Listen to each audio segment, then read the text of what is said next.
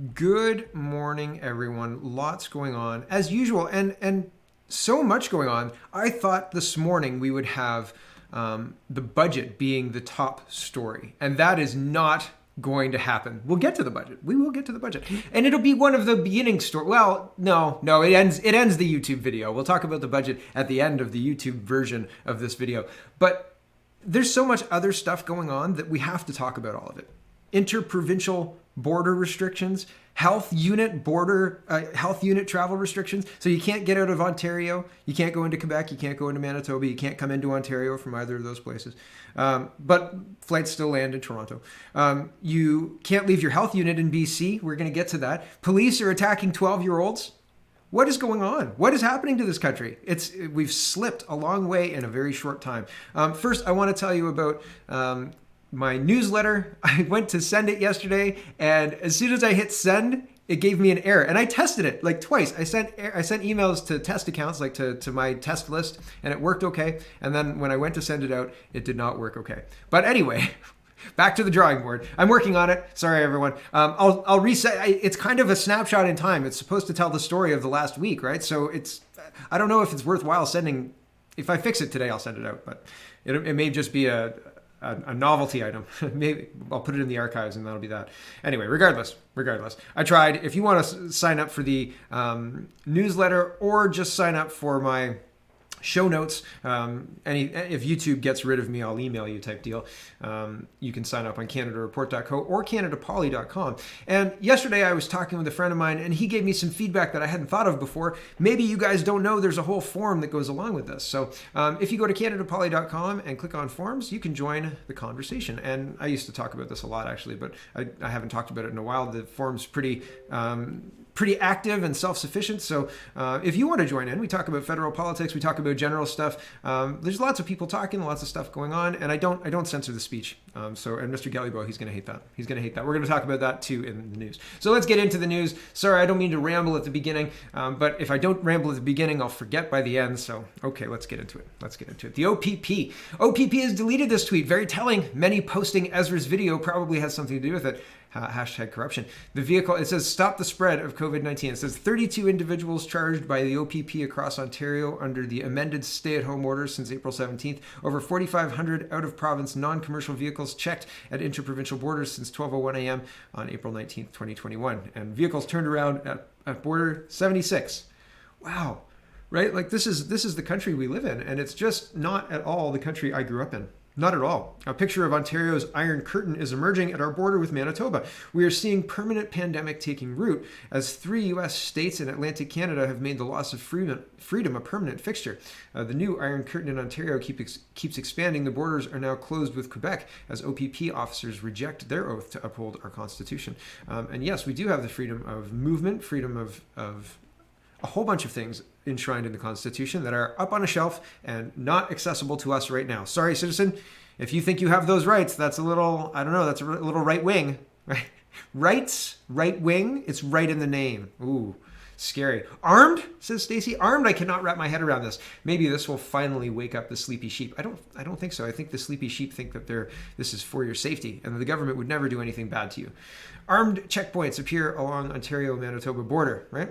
Sunday night, pictures started to appear on social media of what appeared to be an OPP command vehicle setting up shop at an Ontario highway at the Manitoba border. Quote, should an individual not have a valid reason to enter Ontario, they will be turned back, said Ontario Solicitor General Sylvia Jones during a news conference Friday. Quote, why are you coming into Ontario at this time? Is it necessary for medical, personal, or work reasons? If it's not, respectfully, you need to turn around until we deal with the variants and until we get sufficient vaccines to make sure our citizens are protected. Failing to comply with the Ontario restrictions could result in a fine of at least $750. So very interesting. That's the position of the Solicitor General, who should be the one upholding the constitutional rights of Canadians, but she's not. And isn't that interesting? That's notable, right? Notable. Freedom of movement between provinces, freedom to leave, freedom to return to Canada. These are constitutional basic rights that belong to every Canadian, right? And they don't get given to you by the government. Apparently, they get removed from you by the government, but they don't get bestowed on you by the government. That is just inherent in you. You are a human and you have these inherent, innate rights. They are there. They exist, whether the government wants to acknowledge them or not. And you can assert them, and then you might get a fine, and now you have to take it to court. And the problem with that is we're not getting to court very fast, because they say COVID, right? But this is arbitrary detention of all of the people in these vehicles. So said a lawyer. I'll read that in a minute. Border checkpoints in effect this morning in Ottawa, Ontario. Police are checking papers. I'm being told from people on the ground that there are major traffic jams due to checkpoints. Wow, right? Like, this is, when you read about North Korea, do you read about their checkpoint problem, the checking papers, right? When you read about Iran, right? When they're checking papers, I mean, we read about morality police, and we read about people checking the women are wearing the correct head attire and all of that other stuff. That's something that is in the vernacular. People understand that that's something that happens in Iran. Does this happen in Iran, right? Like, does this happen in North Korea? Do they have that level of freedom to choose when and where they can travel around the country, the place they live? Do you have a valid reason to be out of your area, citizen, right? What has happened, right? It's for your safety, don't you know, right? Here's congestion on the Out 50 west from before the Vendredier, sorry if I got that wrong, I probably got that wrong, to the ramp at Out 5, and from this ramp bumper to bumper to the McDonald Cartier Bridge because of the checkpoint on each interprovincial bridge. Wow, look at that. A lot of people live in Gatineau and work in Ottawa, right? So there's a lot of movement. Crazy. The upcoming health order, it's not just Ontario, it's not just Quebec, it's not just all of us. It is also BC. The upcoming health order restricting travel between BC's health authority regions has a lot of people wondering just how it'll be enforced. They're saying it's not enforceable, but I'll show you. Circuit breaker COVID-19 restrictions in BC, including no in-person dining, staying in effect through May long weekend. And soon, anyone 40 plus to have access to AstraZeneca vaccine via pharmacies across the province. More detail coming. Premier Horgan says BC travel restrictions enhanced to prevent leaving your health region. This is not an order, but tourism partners will reject bookings and random road checks to start Friday. Also restricting non-essential travel. Says police checks will be similar to what he's done to put drunk drivers off of our roads. He stresses importance of reducing burden on workers struggling now in acute care hospitals. The data doesn't matter anymore, by the way, just letting you guys know. I usually show you what the data is. The data doesn't matter. This dragon's out of the bag, right? That's the wrong metaphor. But this thing's out, and there's no putting, you can't say, reasonably, sir, look at these charts. That's not gonna work. It's been a year of 2 weeks to flatten the curve. It's been a year of no. If we just do this for a very short period of time, then things will go back to normal. They're not going back to normal. Do you notice this? This is a big order of magnitude away from even where we were last year at this time. Not normal, right? And people are calling for all this, but he's not even trying to create a law. He's just trying to do an end run around creating the law, but de facto creating it anyway by making deals with tourist partners who won't collect bookings or won't allow bookings, and telling police that it's not an order, but stop people and harass them and give them tickets if they're out. No, you can't do that. Is there a legal precedent for a premier trying to do an end run around creating a law by making deals with police and tourist partners? Can you do that? And the next time I run the province, I'm just going to make deals with all the, with Google and people, right? Is this how we run the province now? Forget taking the law to the people and putting it through the legislature and putting it to all the usual checks and balances that we have in our system. Forget that. We're just going to make deals with tourist partners and police. What? Come on. Wow. Horgan says police checks would be similar to what is done to pull drunk drivers off our roads. He stresses the importance of reducing burdens on, okay, blah, blah. Speaking now, health minister, okay, they go through it. I'll read you an article that is very skeptical that they will have the ability to enforce this, but it doesn't matter because it's been a year. It's been a year and the data doesn't matter. They're just doing it anyway. The data doesn't matter about the masks. The data doesn't matter. They don't care. All they're doing is expanding the mask mandates. You can talk to them. You can try and tell them all sorts of stuff. The end of the Rumble video today has an Edmonton doctor, and you've seen him before, 14 minutes of just absolute dynamite. Does it matter? I hope it matters. But at this point, it looks like it doesn't matter. The people who are in control are now at the borders, and you can't leave if you want to leave. If you wanted to go to, say, Alberta right now, right? Unless you've got a a reason, you're not going, right? So that's notable, different, a big departure by an order of magnitude from where we were last year. And we knew less about this last year. And now all we know is that our healthcare system is crumbling despite billions of dollars injected for the last year, and the knowledge that the healthcare system has been crumbling for the last year. And our politicians and healthcare systems have created policies that have worsened the staff shortages and have thrown the emergency plans out the window in favor of running around like chickens with their heads cut off. So that's what we know. And what we don't know is why they think that closing the border at Manitoba and Quebec is going to stop the spread of COVID-19. It's an endemic virus. What's the plan here? What are the metrics for success? After 30 days, we're going to extend the lockdown by another 30 days. Is that the plan? Because if that's the plan, I'd like to know now, right? And it seems like that's the plan because that's been the plan for the last year. So it seems like there's something else going on, right? Okay, maybe that's just me. You will not be able to enforce it. Former Solicitor General doubts BC can enforce travel restrictions. The upcoming health order restricting travel between BC's health authority regions has a lot of people wondering just how it will be enforced. During a news conference Monday, Premier John Horgan announced that roadblocks are going to be set up to stop vehicles and question people on where they live and where they're going in an effort to curb non-essential travel. This will be conducted through random audits, not unlike roadside stops for counterattack during the Christmas season, said Horgan, referring to the campaign against drunk driving. There will be a fine if you're traveling outside of your area without a legitimate reason. But former Solicitor General and Police Chief Cash Heed told CTV News that he doesn't think policing agencies will enforce the order, which is expected to be introduced on Friday.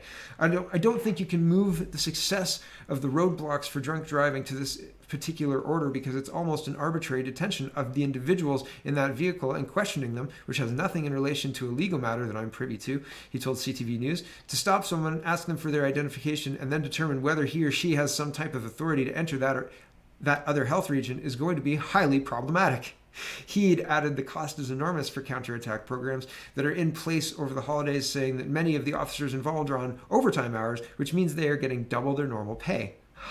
So in order to do this, it's going to be very expensive and nearly impossible to enforce. Does that make a whole bunch of sense? Do you think that they're going to be able to successfully roll this out for the long term? I think when they train elephants, this is going to make sense in a minute. When they train elephants, or when they used to train elephants, I guess, they used to use big, heavy chains for baby elephants. And the baby elephants couldn't move the big, heavy chains, right? And as the elephant grew, it learned that it couldn't move the chain, so it stopped trying. And as it's a big elephant, it doesn't bother to try and move the chain because it's been trained that it can't do that. Is that the same thing that's happening here, right? You can't enforce this over the long term, but you put the heavy chain at the beginning and then you just train them up, right? Train them up to never leave, right? Is that the plan? Maybe. Very, very, very concerning. Full disclosure, I have never trained a baby elephant. Okay, moving on. Here are the health units. Below is a map of the health regions in BC. Be prepared to be stopped at any time, especially if you live on a boundary. Be calm and know your rights. Fight the fines in court, as they will likely be thrown out. And here is the Ontario science table, and this is ER Doc Ontario, and he says it's not enough to fire Doug Ford. This is where the ridiculous liberty-limiting recommendations are coming from. They have no basis in evidence. They want this, says Caro. And Efran Dalla says regional travel restrictions would have been smart a year ago. They would have been smart at the beginning of wave 2. They would have been smart at the beginning of wave 3, and they would still be smart now, right? And David Fissman says, controversial take, I would not have a problem with using legal tools to enforce a meaningful restriction of movement that saves lives in a public health emergency. I have a huge problem with police powers being used to enforce lockdown theater. Seems so do most police forces. So he's like, no, they should just really do it and not pretend to do it. The thing is, though, a lot of people don't want the travel restrictions, and a lot of people are questioning what data is justifying these draconian removal of our rights. The Constitution of the Charter of Rights, the Constitution of Canada, doesn't say if there's a really bad virus, these are null and void. It doesn't say that. It doesn't say asterisk star, by the way, if Dr. Fissman really wants the police to use draconian powers, they should be allowed to, right? It doesn't say that. It doesn't say if the medical officer of health decides that your business should be shut down, you should listen to them and your charter rights are invalid. That doesn't say that in there. So why are people behaving as if it does? The charter is the supreme law of the land, not the public health officer, right? And so why is it that the charter is being thrown out in favor of these draconian rules and nobody's questioning it? The police took an oath to uphold the charter, right? Wouldn't it be much easier if instead of having police blockades, as we said, it's very, very expensive to do this. If you compare the enforcement to drunk driving enforcement over the holidays, right? It's very expensive to do that. It would be very expensive to continually enforce this. So what can you do? Turn people's money off. Right? Cryptocurrency to turn people's money off, right? And Bernie's tweets says, in a world where we are under constant surveillance and our movements are controlled by digital health passport, pending, right? Currently OPP, digital currency would walk hand in hand with total state control. China's social credit scheme could be far closer than you think. Bank of England to consider digital money plan. Digital money in England. And if you think that, oh, that's not going to come here, remember when Manitoba was blocking off essential items or non-essential items, and I said, if they pull this crap in Ontario, it's going to be brutal. And here they are pulling this crap in Ontario. And for what? To make it fair for the little guy, right? There's something else, man. I don't know what's going on, but this is not explained by COVID's real bad, yo. It's just not. It's just not. It's a poor excuse. What is going on here? This is a wild and crazy situation. Here is MuskokaRegion.com. Says video controversial footage from Gravenhurst Skate Park shows police youth getting physical. Controversial footage. What's controversial about it? Gravenhurst or MuskokaRegion.com. A video circulating on social media is drawing concern from the community after a police officer and a child appear to have a physical interaction in Gravenhurst. Yeah, here, I'll show you the video. You can make up your own mind. Oh, my tabs are all falling asleep. Sorry. This is this is an Instagram video, but Ezra downloaded it, I guess, and he put it on his Twitter. I'll make it big, but Ezra says, most Ontario police departments rejected Doug Ford's illegal decree to stop and search random citizens, but not the thugs at the OPP. Here are two disgraced OPP bullies pushing a 12-year-old child to the ground. Fire them, charge them, strip them of their pensions. When Ezra tagged them in this post, they blocked him. That's where we're at in Canada. I want to make sure you understand. This is no joke, everyone. This is a very serious situation. These are the cops here. And what happened, I think, is the cop had the 12-year-old's scooter. The kid maybe put his hand on the scooter, and the cop moved him away. It's a shame that it wasn't zoomed in. I'll replay it a few times. Here we go.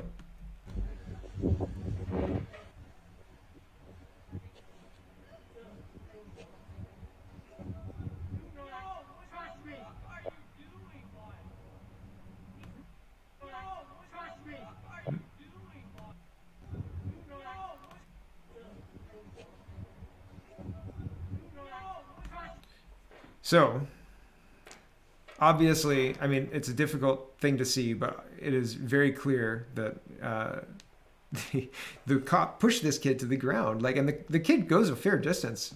It's unfortunate you can't see it, but it's the Ezra. It's, I think, probably the first Ezra Levent status in the list. So check it out. Check out the video if you want. There's also a link to the Instagram video, which is a little bit longer, but it's the same video essentially. So if you want to check that out in the Muskoka Post.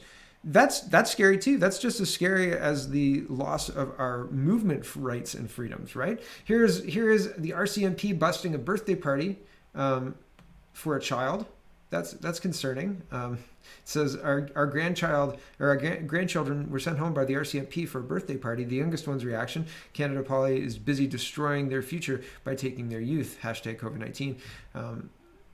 Will we remain silent? And here it is. What happened?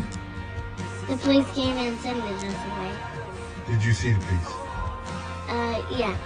How do you know that it was the police? Yeah. He came and he said we had to go. Did he? And what were you doing? Having a party on, mostly, but then... You were just having a birthday party. And Yeah. just having a birthday party. And no, sorry, you can't do that. Not in today's Ontario. Do you feel as free as the Iranians and as free as the North Koreans yet? I'm sure we eat better so far. Randy Hillier, though they want to charge him, right? I looked up for police charging Randy Hillier, and over Christmas, January 25th, Ontario police can't lay charges solely based on a photo in regards to the MPP's Christmas gathering. They wanted to try and charge him on that. That's one that came up. But yesterday, April 19th. So yeah, it was yesterday.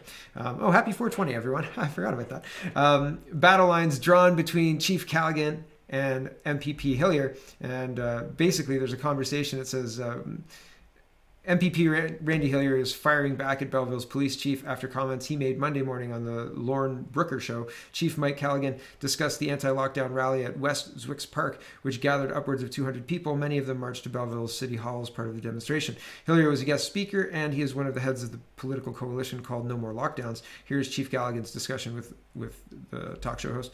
And Chief Callaghan says, "We've commenced an investigation. We have identified some individuals which we will be pursuing charges this week." Lauren Brooker says, "Does MPP Hillier, did he break the law by speaking on the stage?" Chief Callaghan, "He is one of the individuals under investigation, yes."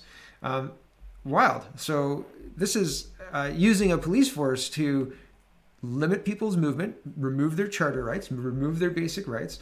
Police force literally attacking children for being at skate parks because reasons. Because Doug Ford said, no, skate parks can't do that. Because art of the deal, buddy. Because if you ban playgrounds and skate parks, when you give the playgrounds back, people thank you instead of cursing you for keeping the skate parks closed. Where's the science, guys?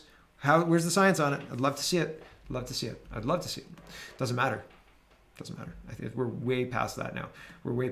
So they're trying to, the police are intimidating the public, the police are removing charter rights, and the police are intimidating politicians who are speaking out against the draconian stuff that's happening in our country. It's a very scary situation, guys.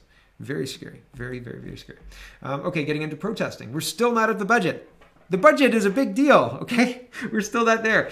Cam Guthrie, it says, find them. If my family and I, along with business and everyone else in Guelph, have to follow the rules, then it should apply to them too, right? No fines for people attending anti-lockdown protests on Saturday in Guelph.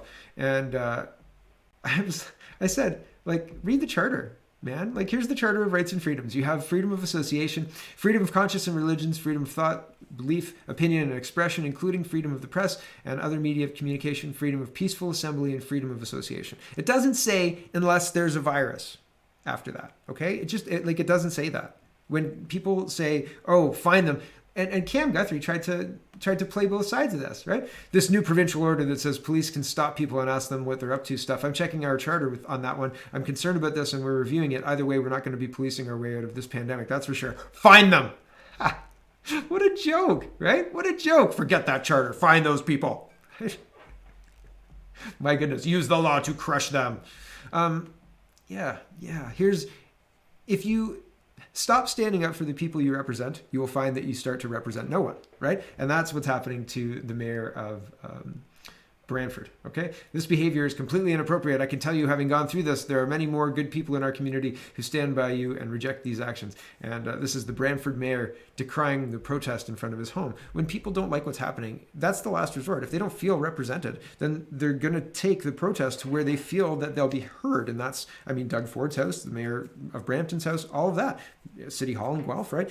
This is a pushback. People don't like what's happening. And it's not like there's the silent majority who really do like what's happening.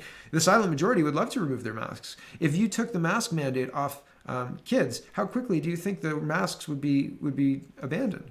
I hope quickly for the most part. I think that there would be some stragglers. We wouldn't have 100% abandonment of masks for a little while, but I think that it would happen. I think that people would go back to living, right? And so I'm interested.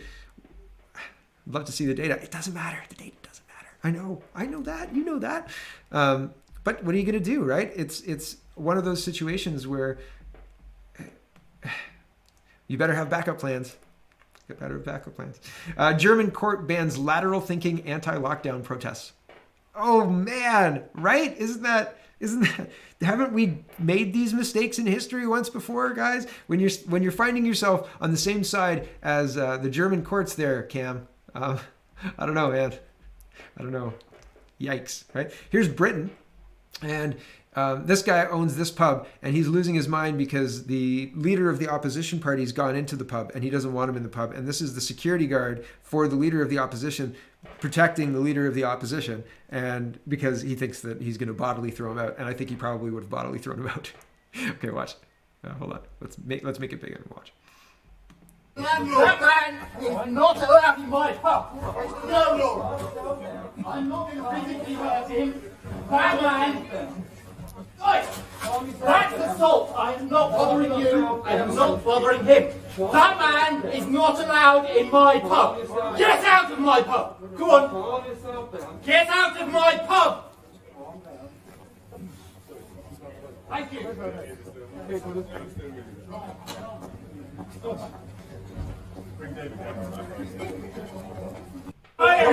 So, That man is not allowed. I was playing with my software and trying to get to the right one. There it is.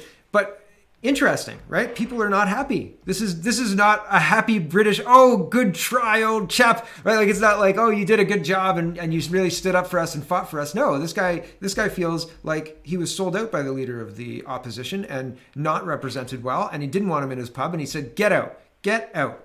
Right? And that is not, and that's the kind of stuff that they're trying to say, oh, well, that's not the polite way to do it. And to do it right, I'll tell you, I've done it right. And it gets you nowhere. It gets you ignored. It does. Sorry, man. It gets you, exposes the hypocrisy of these people, but it hasn't fixed the problem. And that's the goal. I don't care about, the hypocrisy is only as good as will they be held accountable for it. And they won't be. And that's the problem. So here is the line. Here's Ford's Ontario. We'll get to Ford's Ontario before we get to the budget, but budget is next. So yeah, it's coming. Growing calls for Ontario Premier Doug Ford to resign amid worsening COVID-19 third wave. The problem with this is they're calling for Doug Ford to resign. The province is already in complete disarray. Like the whole, well, here's TVO's article. Where the heck do I even begin?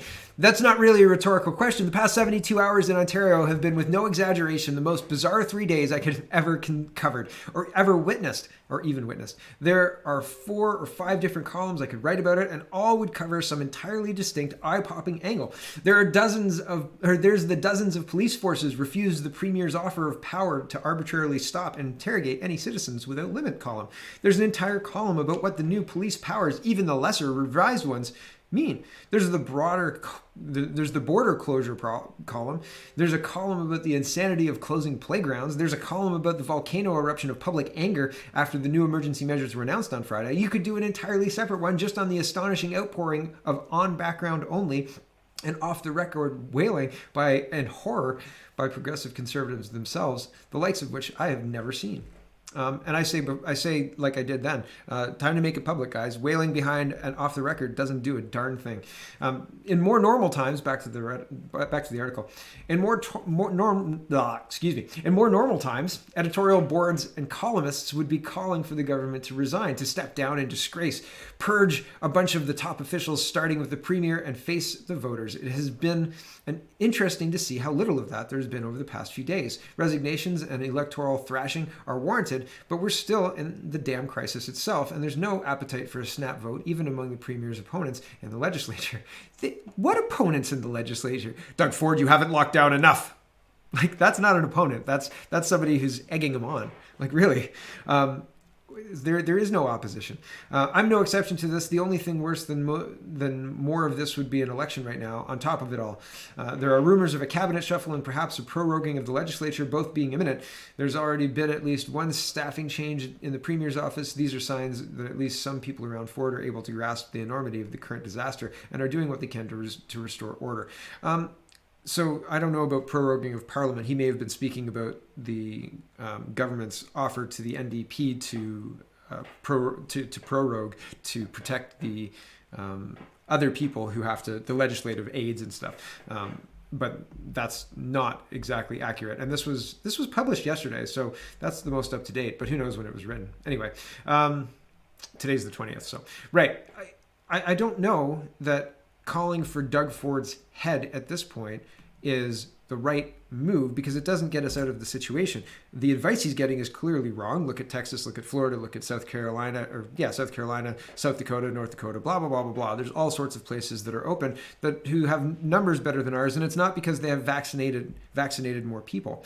The Ontario Science Table continues to take their advice to the public after giving it to the Premier and then lambasting the Premier because he didn't take their advice. But it's not his job to unquestioningly take the advice of the Ontario Science Table. It's the Ontario Science Table's job to advise the Premier. And I think that it invalidates their advice if they are public about it and then they lambaste the Premier for not doing exactly what they said. Like, I mean, there are situations your doctor could say, get 15 hours of sleep a day. But you're like, listen, man, I got to work, and I can't do that or whatever. And I don't think any doctor is going to tell you to get 15 hours of sleep a day. I was just saying the doctor could tell you to do something unreasonable or unreasonable to you that doesn't fit into your lifestyle. And you have to balance that with the reality of your life. And the Premier has to balance that, and the government has to balance that with the health advice, with the economic and all of the other things, trade, international, interprovincial, blah, blah, blah, all of that stuff.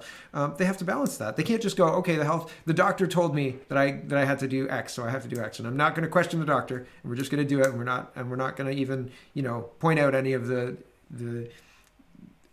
other places that are doing much better than we are, that are following none of this crazy advice, right? And that just seems like folly. It seems like wrong. So here's Mike Crawley. He says Ontario science advisors did not recommend that Premier Ford's government close outdoor recreational amenities to curb the spread of COVID-19. The scientific director of COVID Science Ontario, Dr. Peter Juni, tells CBC News. Dr. Juni also tells them that how the government's moves on Friday pushed him to the brink of resigning.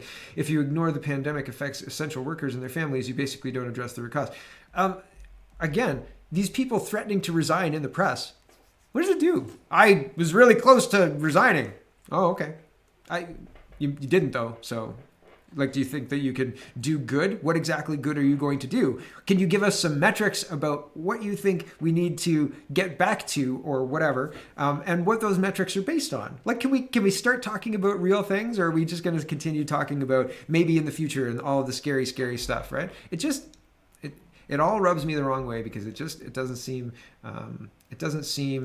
like the questions that are being asked will address the problems that are becoming apparent. Okay, Ontario Soccer calls on the Premier of Ontario to reverse decision on outdoor activities, allow Ontario's youth to return to play, enhance provincial health, or to return to play to enhance provincial health. Excuse me. Our letter to Ford Nation and Christine Elliott. People are calling out the Premier. Here's Dr. Bridle and him and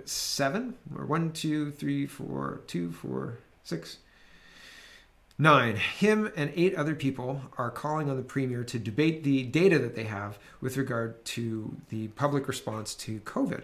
And I think that it's a very interesting situation. It's a public call to be debated by, at the very latest date, May 7th, 2021. So that's a short turnaround. That's within 2 weeks. And it says, today we're making a formal request of the Ontario Premier Doug Ford and his pandemic response team, including the Chief Medical Officer of Health, Dr. David Williams, to join a multidisciplinary team in an open academic discussion to be held publicly about the events surrounding Ontario's pandemic response over the last year into the future. This request for an open debate is similar to the one requested of the Premier of Alberta, Jason Kenney, and his COVID-19 task force on March 29th, 2021. We believe that the Canadian public across all provinces deserve to hear an open debate of all the facts so they can stay informed about the various points of view expressed by highly qualified Canadian scientists. These are experts in the field of clinical medicine, biology, immunology, virology, epidemiology, and infectious disease. And then it lists the names: Dr. Tannenbaum, Dr. Mallard, Dr. Bridle, Dr. Palmer, Dr. Alexander, Dr. Desuna. Sorry if I've got that wrong. Sorry, I probably got that wrong. I apologize. Dr. Oldfield, Dr. Rapson, and Dr. Bernstein. We're formally asking for a public forum with the Premier and his COVID-19 response team in order to provide Ontarians with a transparent discussion of the complete data set, or data to date, and the various strategies used over the last year, today and in the future, and in relation to provincial response to the SARS-CoV-2 pandemic. The event moderator is to be agreed. All biographies will be made available upon request. Okay, and they go through the topics they want to cover, so I'll cover some. I'll tell you what those are. What are the actual dangers of SARS-CoV-2 by age group and steps taken to protect those in long-term care and the most vulnerable, age 60 and older with comorbidities? What is the rationale for the current vaccine rollout and alteration to the manufacturer's recommendation vaccination protocol? What controls are in place to limit the number of cycles used performing PCR tests to 30 cycles to avoid unsafe false positives in the case reporting? Identification and review of supporting science and corresponding data that led the province to their conclusions, that approach was in use, was and is appropriate and not worth revision as the crisis evolved over the past 12 plus months. How effective are stringent population-wide restrictions, lockdown, school closures, mask mandates, and stay-at-home orders at controlling the pandemic, and are they the best response given the collateral damage? Why have early multi-drug treatment measures proven to be highly effective and including but not limited to ivermectin, hydroxychloroquine, doxycycline, erythromycin, and other compounds used routinely in other countries not being employed to save lives in Ontario, an action that would virtually eliminate the perceived need for lockdowns, school closures, masking, and other things? What are the priorities in the management of the pandemic, and how can we shift the response from fear to confidence? I'll tell you, it's nice hearing other people have these questions. I hope they get a response. I fear they won't. They say that I think that they anticipate not having a response, and that's interesting. But I don't know. I don't know if we're going to get a solution for this, right? Because how do you hold when nobody's accountable? Right? How do you hold them accountable? It's very difficult. So Jean-Marc Benoit is responding to, there's no scientific data to close playgrounds. Jean-Marc Benoit says, nor is there any positive evidence to use masks, close schools, stop child sports, close provincial borders, perform quarantine of healthy people. There's no data to back this up as far as I've seen, and I've asked for it because I'm interested in it, because it matters. And it's very, very different to live in a lockdown state than it is to live in a place where we used to live, right? Which isn't where we live now. Anthony Fury says, what really happened this past weekend is that Ontarians emphatically said no to the COVID-0 agenda, to extreme New Zealand-style lockdowns, which also include playground closures and similar outdoor restrictions. Playgrounds were closed again in Auckland only last month. So when, as seen on TV, doctors and science table members claim they didn't explicitly call for these outlandish restrictions, don't let them off the hook. They absolutely are responsible for having brought us to this point. Yes, they're calling for these restrictions, and that's just wild because it's not responsible. It's not based in reality. Okay, budget. The Post's front page on Tuesday. Liberals to spend $100 billion in new budget binge. Yay! Right? Lots of money. Mountain Man says, this is ridiculous. How are we supposed to afford $350 billion in debt? Who's lending us the money? Christia Freeland says, finally and crucially, we can afford this ambitious budget because the investments we propose today are responsible and sustainable. Just saying it doesn't make it so, Christia. Just saying it doesn't make it true. Doesn't make it true. The most laughable aspect is the Liberals and their media selling this as a feminist budget right after throwing every woman in the military under the bus to protect three rich privileged males of the good old boys club, Trudeau, Cy-Jan, and Vance. How feminist is that? Yeah, we'll just stop that investigation now. We've got to get our papers in line for the summer session closure. You know, I mean, we don't have any time left. It's April. Mid-April, 420 no less, right? Deputy Prime Minister and Minister of Finance Christia Freeland en route to Parliament Hill today to deliver budget in Ottawa. I mean, there's so much I could say, but I think it speaks for itself. There we go. There we go. Good one. Good one. That was a slalom, and I nailed it. Okay. CTV News says, how the 2021 federal budget impacts you.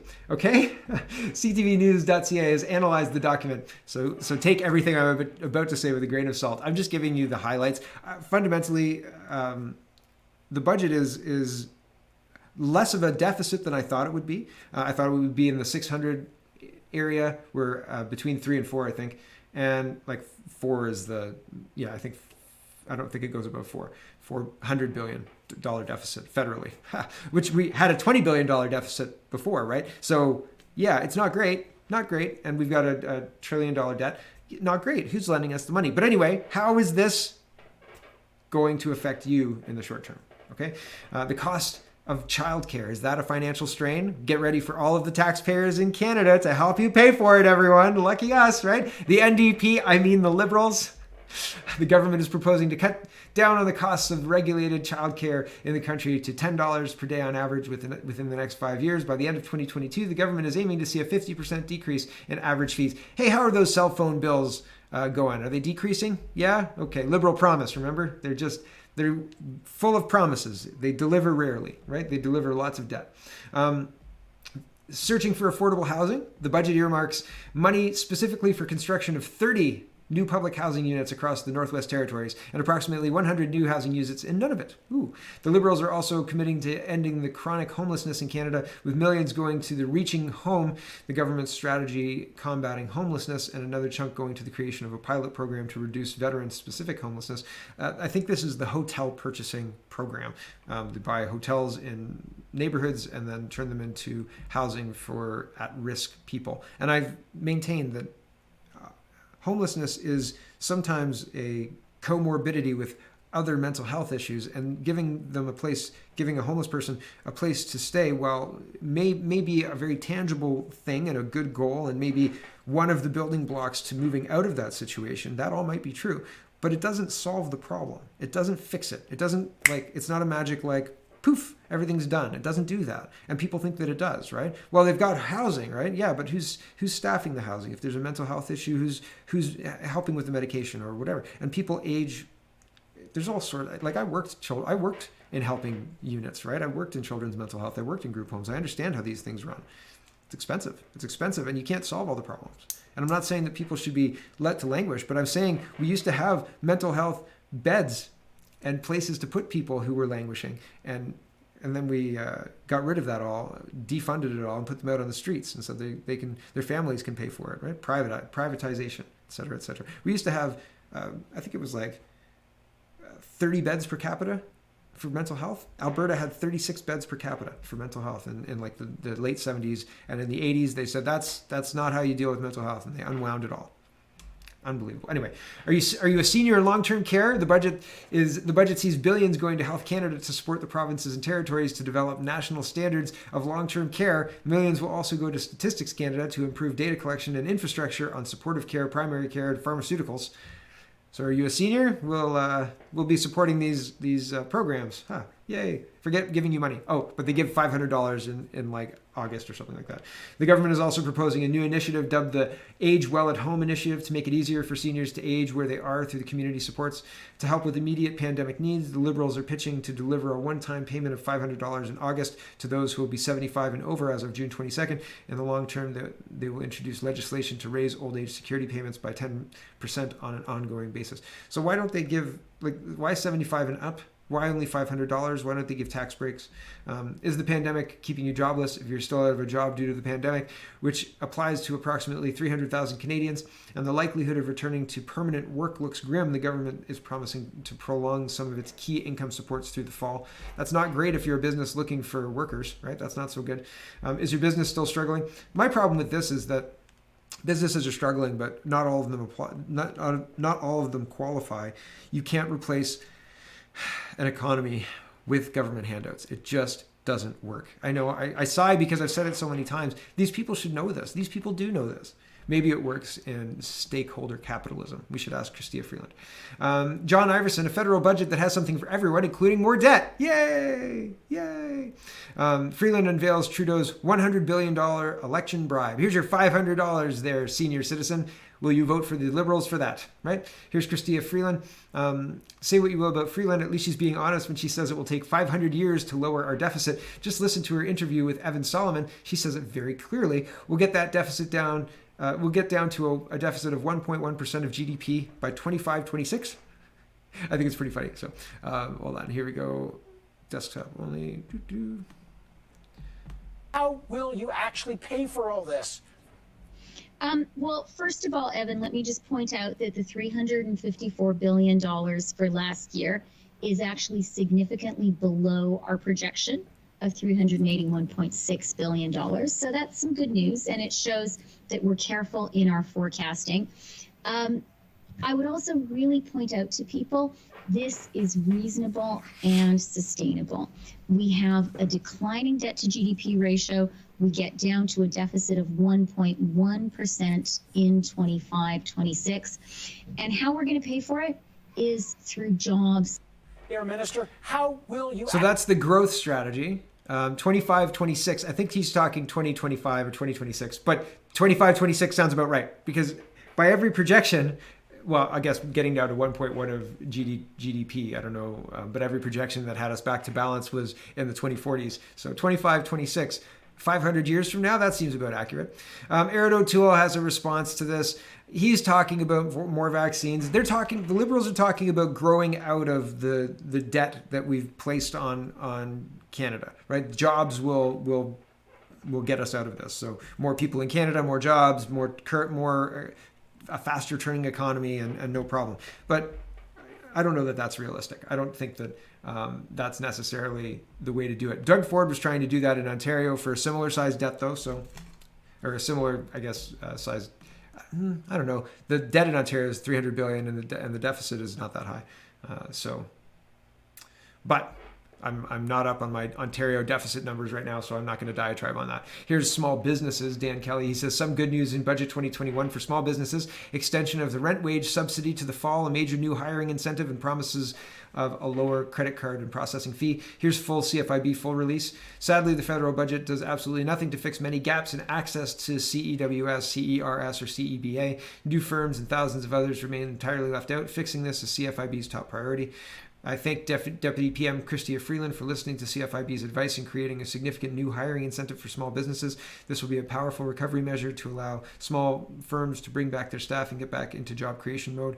CFIB is pleased to see a fresh blah, blah, blah, blah, blah, blah, blah, blah. I still struggle with what these guys have done for small businesses. They've been closed for a year, and we're supposed to wait 2 more weeks or 3 more weeks, or just deal with the closure of travel between provinces, or deal with the closure of travel between regions. I don't really get what they've done for the people who they represent. Similar to, I don't get what the mayors of the small towns have done for the people they represent, right? Like, it seems like a situation where they're not trying hard. They're just trying to allow the public health to run things the way they want. My budget take, it's a budget about everything except for how to pay for it all, says Andrew Coyne. Pierre Poilievre I had this all queued up and then the tab went to sleep, so I'm not going to play it. But there's a 17-minute speech talking about Trudeau spending your tomorrow money today. And in about 8 minutes, I guess, he's talking about how... Carlton. He's talking about how there are 5 indicators of economic crisis, and in Canada, all 5 are in play. And that's a problem. That's problematic. That's not so great. You know what else isn't great in Canada? Okay, I guess we're going to go to Rumble right now. So hold on. We'll go to Rumble. So thanks for watching, everybody. Check out CanadaPoly.com. This is a long episode already, blah, blah, blah, blah, blah. And we'll see you guys tomorrow, I suppose. Thanks for watching.